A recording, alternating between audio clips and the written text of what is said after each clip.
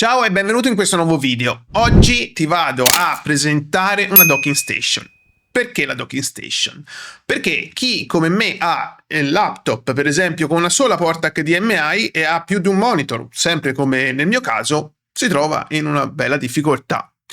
Con la docking station si risolve questo problema. Questa è una docking station della RayQ.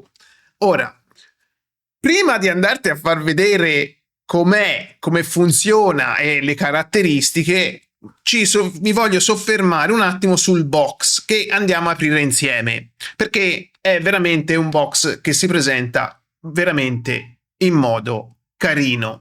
Allora, partiamo con l'unboxing.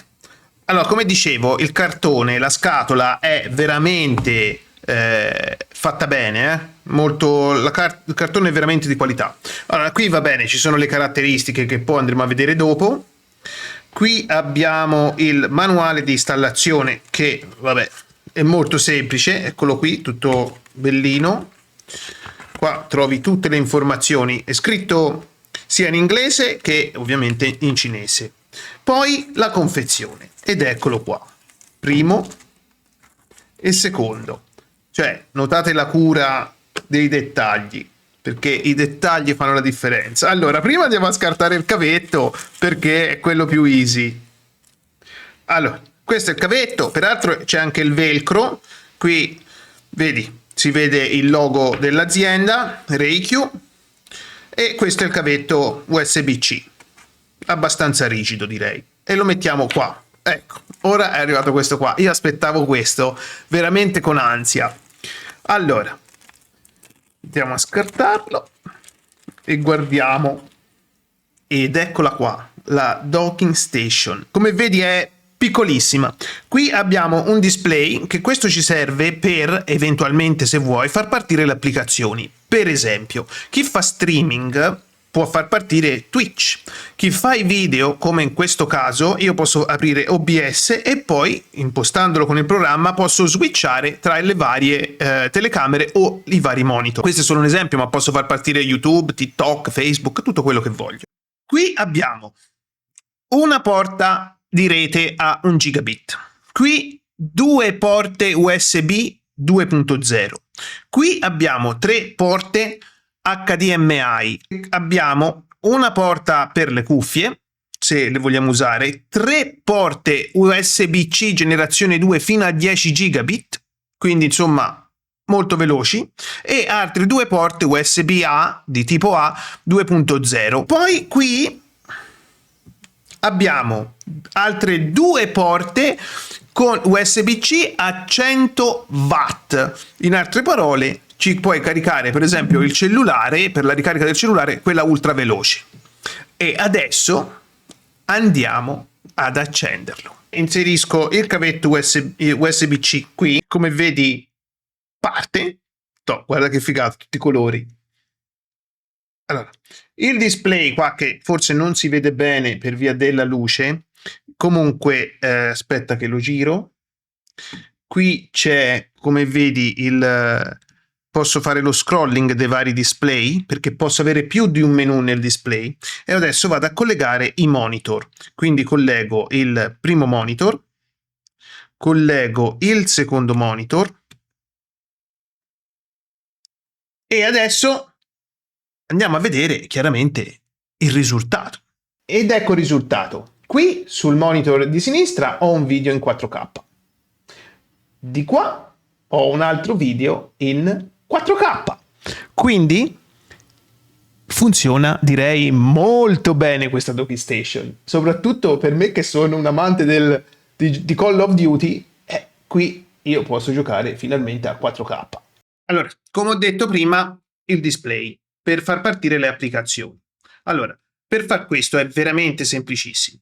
Basta innanzitutto scaricare e installare il programma per configurare il display, che ti appare come vedi nel monitor, quindi è molto molto semplice.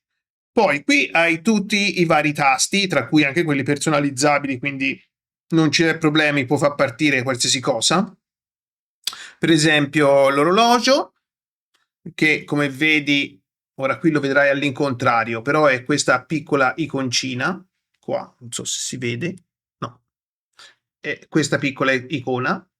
Poi dopo io posso mettere il task manager, mettiamo il pannello di controllo, io ne metto qualcuno a caso, emoji, e poi provo a far partire per esempio il task manager. Ci clicco sopra qui e lui si apre.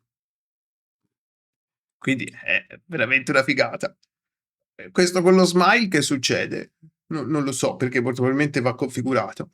Questo è il pannello di controllo e così via.